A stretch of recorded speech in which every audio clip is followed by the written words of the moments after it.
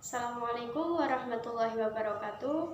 Kami dari kelompok 5 akan presentasikan materi tentang gadai, wakalah, dan doman.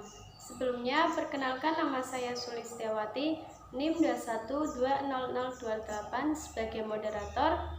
Selanjutnya ada Anissa Fajar Pembayun sebagai pemateri pertama, Mufliatunisa sebagai pemateri kedua, dan Adinda Zalfarania sebagai pemateri ketiga. Selanjutnya, saya Anissa Fajar Pembayun akan menjelaskan mengenai materi gadai. Gadai dalam bahasa Arab disebut dengan ran. Secara etimologi berarti tetap, kekal, dan jaminan. Gadai adalah jaminan atas barang yang dapat dijual sebagai jaminan hutang dan kelak nantinya dapat dijual untuk membayar hutang jika yang hutang tidak mampu membayar hutangnya karena kesulitan. Ran disebut juga dengan al-habsu yang artinya menahan. Sedangkan menurut syariat Islam, gadai berarti menjadikan barang yang memiliki nilai menurut syariat sebagai jaminan hutang, hingga orang tersebut dibolehkan mengambil hutang atau mengambil sebagian manfaat barang tersebut. Fikih Islam mengenal perjanjian gadai yang disebut ran, yaitu perjanjian menahan suatu barang sebagai tanggungan hutang. Adapun ta'rif atau definisi menurut istilah syariat ialah menjadikan sesuatu benda yang memiliki nilai harta dalam pandangan syara untuk kepercayaan suatu hutang, sehingga memungkinkan mengambil seluruh atau sebagian hutang dari benda itu. Istilah-istilah yang digunakan dalam perjanjian gadai menurut hukum Islam adalah sebagai berikut. Yang pertama, objek atau barang yang digadaikan diistilahkan dengan marhun. Kemudian, orang yang memberi hutang atau penerima gadai diistilahkan dengan murtahin. Dan yang terakhir, pemilik barang atau yang berhutang atau penggadai diistilahkan dengan rahin. Marhun di tangan murtahin hanya berfungsi sebagai jaminan hutang dari rahin. Barang jaminan itu baru dapat dijual atau dihargai dalam waktu yang telah disepakati oleh kedua belah pihak, dan hutang tidak dapat dilunasi oleh debitor. Oleh karena itu, hak kreditor terhadap barang jaminan hanya apabila debitor tidak melunasi hutangnya. Dalam hukum Islam, gadai seperti ini termasuk salah satu akad muamalah yang diperbolehkan dengan harus memenuhi persyaratan dan kualifikasi tertentu juga. Dasar hukum gadai. Menggadai barang boleh hukumnya baik di dalam hadlar, kampung maupun di dalam sofar perjalanan. Hukum ini disepakati oleh umum mujtahidun. Jaminan itu tidak sah kecuali dengan ijab dan qabul. Akad ran diperbolehkan oleh syarak dengan berbagai dalil Al-Quran ataupun hadis Nabi SAW. Begitu juga dalam ijma ulama. Seperti dalam firman Allah dalam Quran Surat Al-Baqarah ayat 283. Rukun dan syarat gadai. Rukun akad ran terdiri atas rahin, orang yang menyerahkan barang, murtahin, penerima barang, marhun atau rahin, barang yang digadaikan, dan marhun bih, hutang serta ijab qabul. Ulama Syafi'iyah berpendapat bahwa transaksi gadai itu bisa sah dengan memenuhi 3 syarat sebagai berikut. Yang pertama, harus berupa barang, karena hutang tidak bisa digadaikan. Yang kedua, kepemilikan barang yang digadaikan tidak terhalang, seperti musaf. Dan yang terakhir, barang yang digadaikan bisa dijual manakala pelunasan hutang itu sudah jatuh tempo. Selanjutnya, saya Muflihatunisa akan memaparkan mengenai wakalah. Pengertian wakalah. Wakalah berasal dari kata wazan wakala yakilu waklan, yang berarti menyerahkan atau mewakilkan urusan. Sedangkan wakalah adalah pekerjaan wakil. Wakalah adalah akad yang memberikan kuasa kepada pihak lain untuk melakukan suatu kegiatan, di mana yang memberi kuasa tidak dalam posisi melakukan kegiatan tersebut. Akad wakalah pada hakikatnya adalah akad yang digunakan oleh seseorang apabila dia membutuhkan orang lain atau mengerjakan sesuatu yang tidak dapat dilakukan sendiri dan meminta orang lain untuk melaksanakannya. Dasar hukum wakalah. Dasar hukum wakalah terdapat dalam surat Yusuf ayat 55 yang artinya, berkata Yusuf, "Jadikanlah aku bendaharawan negara Mesir, sesungguhnya aku adalah orang yang pandai menjaga lagi berpengetahuan." Quran Surat Yusuf ayat 55. Ayat tersebut menyimpulkan bahwa dalam hal muamalah dapat dilakukan perwakilan dalam bertransaksi.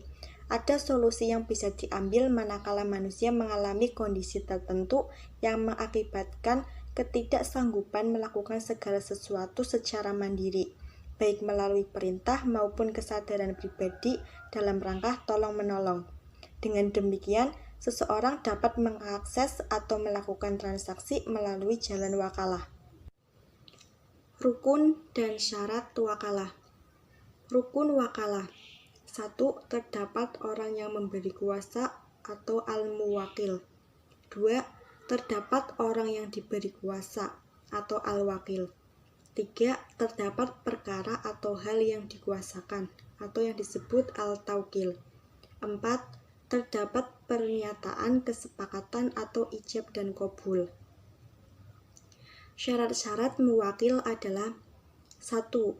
Pemilik sah yang dapat bertindak terhadap sesuatu yang diwakilkan. 2. Orang mukalaf atau orang mumayyiz dalam batasan-batasan tertentu, yakni dalam hal-hal yang bermanfaat baginya seperti mewakilkan untuk menerima hibah, menerima sedekah, dan sebagainya. Selanjutnya, syarat-syarat wakil yang mewakili. Syarat-syarat wakil adalah sebagai berikut. 1. Cakap hukum. Cakap bertindak hukum untuk dirinya dan orang lain, memiliki pengetahuan yang memadai tentang masalah yang diwakilkan kepadanya, serta amanah dan mampu mengerjakan pekerjaan yang dimandatkan kepadanya. 2. Dapat mengerjakan tugas yang diwakilkan kepadanya. 3. Wakil adalah orang yang diberi amanah. 4. Perkara yang diwakilkan atau objek wakal. 5. Pernyataan kesepakatan atau ijab dan qabul. Jenis-jenis wakalah. 1. Al-wakalah al-khosoh adalah proses pendelegasian wewenang untuk menggantikan sebuah posisi pekerjaan yang bersifat spesifik. 2. Al-wakalah al-ammah adalah proses pendelegasian wewenang bersifat umum tanpa adanya spesifikasi. 3. Al-wakalah al-muqayyadah dan al-wakalah mutlaqah adalah akad di mana wewenang dan tindakan si wakil dibatasi dengan syarat-syarat tertentu. Berakhirnya wakalah. Dalam hal ini ada beberapa hal yang menyebabkan wakalah itu batal dan berakhir, yaitu meliputi 1. Ketika salah satu pihak yang berwakalah itu wafat atau gila. 2. Apabila maksud yang terkandung dalam wakalah itu sudah selesai pelaksanaannya atau dihentikan maksud dari pekerjaan tersebut. 3. Diputuskannya wakalah tersebut oleh salah satu pihak yang menerima kuasa dan berakhir karena hilangnya kekuasaan atau hak pemberi kuasa atas sesuatu objek yang dikuasakan. 4. Dihentikannya aktivitas atau pekerjaan dimaksud oleh kedua belah pihak. 5. Pembatalan akad oleh pemberi kuasa terhadap penerima kuasa yang diketahui oleh penerima kuasa. 6. Penerima kuasa mengundurkan diri dengan sepengetahuan pemberi kuasa. 7. Gugurnya hak pemilik atas barang bagi pemberi kuasa. Terakhir, saya Atina Salvarania akan menjelaskan mengenai doman. Pada asalnya, al-doman merupakan padanan atau persamaan dari kafalah, yang berarti penjamin. Di dalam kamus istilah fikih, al-daman atau afalah diartikan menanggung atau penanggungan terhadap sesuatu, yaitu akad yang mengandung perjanjian dari seseorang, di mana padanya ada hak yang wajib dipenuhi terhadap orang lain, dan berserikat bersama orang lain itu dalam hal tanggung jawab terhadap hak tersebut dalam menghadapi penagih atau utang. Selanjutnya, dasar hukum dhaman. Dasar hukum dhaman terdapat pada Quran Surat Yusuf ayat 43-49. Dan dasar al-dhaman atau kafala juga terdapat pada hadis Nabi yang artinya telah ditetapkan pada Rasulullah jenazah seorang laki-laki untuk disolatkan. Rasulullah bertanya apakah ia memiliki hutang. Sahabat menjawab tidak. Lalu beliau mensolatkannya. Lalu dihadapkan lagi pada jenazah yang lainnya. Rasulullah pun bertanya apakah dia memiliki hutang. Sahabat menjawab ya. Rasulullah 25 kali berkata, solatkan temanmu itu. Beliau tidak mau mensolatkannya. Lalu Abu Qatadah berkata, saya menjamin hutangnya Rasulullah. Maka Rasulullah pun mensolatkan jenazah tersebut. Hadis riwayat Bukhari dari Salamah bin Aqwa. Selanjutnya ada rukun dan syarat dhaman. Pertama, pihak penjamin atau penanggung atau disebut juga dhamin. Dengan syarat baligh atau dewasa, berakal sehat, berhak penuh melakukan tindakan hukum dalam urusan hartanya, dan rela atau ridho dengan tanggungan dhaman tersebut. Dhamin tidak boleh orang gila dan tidak boleh pula anak kecil, sekalipun ia sudah bisa membedakan sesuatu. Yang kedua, orang yang berhutang atau madmun anhu, dengan syarat sanggup menyerahkan tanggungannya atau piutang kepada penjamin dan dikenal oleh penjamin. Yang ketiga, pihak yang berpiutang atau madmunlah, dengan syarat diketahui identitasnya, dapat hadir pada waktu akad atau memberikan kuasa dan berakal sehat. Yang keempat, ada objek jaminan atau madmun bih, merupakan tanggungan pihak atau orang yang berhutang, baik berupa uang, benda, maupun pekerjaan, bisa dilaksanakan oleh penjamin. Harus merupakan piutang mengikat atau lazim, yang tidak mungkin hapus kecuali setelah dibayar atau dibebaskan. Harus jelas nilai, jumlah, dan spesifikasinya, tidak bertentangan dengan syariah atau diharamkan.